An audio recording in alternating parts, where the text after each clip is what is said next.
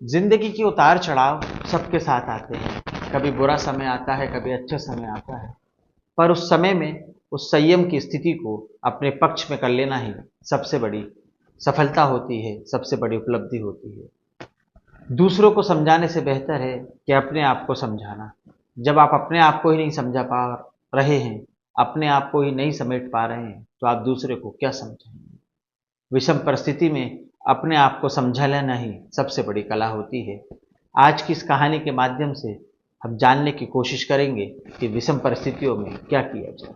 नमस्कार, आदाब, सत श्री अकाल। आप देख रहे हैं प्रदीप स्टोरी और मेरे चैनल पर यदि पहली बार आए तो चैनल को सब्सक्राइब कर लीजिए ताकि ऐसी कहानी आप तक पहुंच सकें।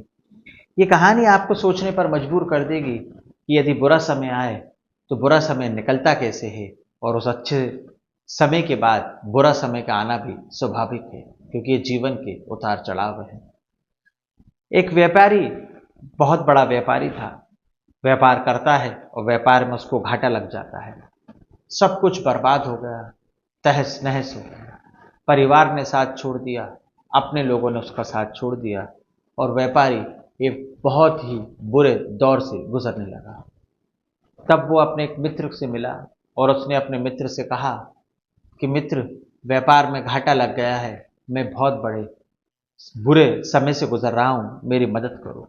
तो मित्र ने कहा कि मैं एक संत को जानता हूँ, एक बाबा को जानता हूँ, यदि तुम बोलो तो मैं तुम्हें उनसे मिलवा सकता हूँ, शायद हमारी कुछ मदद हो जाए। बाबा के पास वो दोनों मित्र जाते हैं और दूसरा मित्र कहता है कि ये मेरा परम मित्र है और ये मुसीबत में है, इसकी मदद कीजिए। बाबा ने उसकी सारी बात सुनी और फिर उसे 2 पर्ची लिख कर दी और बोला कि जब तुम्हारे हालात बहुत खराब हों, तुम बहुत परेशान हो, जब तुम्हें लगे कि तुम्हारे जीवन में कुछ नहीं बचा है, तो उस एक पर्ची को खोलना और पढ़ लेना। पर खोलना सिर्फ एक ही पर्ची को, दूसरी पर्ची को नहीं।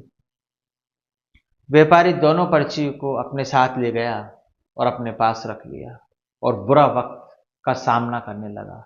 बुरा वक्त दिन पे दिन बढ़ता ही जा रहा था, कम होने का नाम ही नहीं ले रहा था। तो उसने एक पर्ची खोली और सोचा कि इस पर्ची को अब खोल लिया है, अब इसको पढ़ता हूँ, क्योंकि बुरा समय है। बाबा ने कहा था कि जब बुरा समय आए तो इस पर्ची को खोल कर पढ़ लेना। उसने पर्ची खोली और पर्ची को पढ़ा और उस पर्ची के अंदर लिखा हुआ था कि एक दिन उसने सोचा कि अब मैं इस पर्ची को खोलूं और अब इस पर्ची को पढ़ूं। तो उस पर्ची में लिखा हुआ था कि बुरा वक्त आ गया है, ये बुरा वक्त है, ये वक्त भी चला जाएगा। तो जब उसने बुरे वक्त में उस पर्ची को पढ़ा और सोचा और समझा कि बाबा ने इसमें लिख कर दिया है कि ये वक्त भी चला जाएगा, ये बिल्कुल सही बात है, मैं हिम्मत रखता हूँ, ये बुरा वक्त है, चला जाएगा। फिर सब कुछ सामान्य चलने लगा और अच्छे दिन आए। और जब अच्छे दिन आने लगे तो उसने कहा कि सब कुछ ठीक है, सब कुछ अच्छा चल रहा है, अब क्यों ना उस दूसरी पर्ची को भी खोल कर देखूं। तो दूसरी पर्ची में लिखा हुआ था कि हर चीज़ का एक वक्त है, जब तुम परेशान होते हो तो सब्र करना चाहिए, और जब तुम खुश होते हो तब भी तुम्हें सब्र करना चाहिए, क्योंकि ये वक्त है, चला जाएगा। वक्त एक जैसा किसी का नहीं रहता।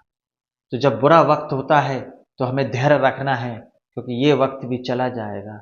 और जब हम खुशी में होते हैं, उत्साह में होते हैं, तब भी हमें सब्र रखना है कि ये वक्त भी चला जाएगा।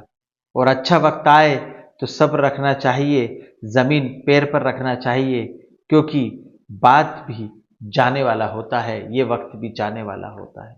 जब बुरा वक्त आए तो अपनों का सहयोग रखिए, संयम रखिए, ये वक्त भी चला जाएगा।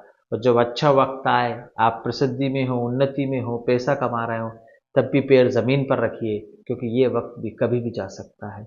ये वक्त है साहब, ये वक्त का पहिया कभी भी बदल सकता है, क्योंकि जब वक्त अच्छों का साथ दे तो अच्छे अच्छे लोग उसे बांट दें, क्योंकि ये वक्त है, ये कब कहाँ कैसे बदल जाए कोई नहीं जानता।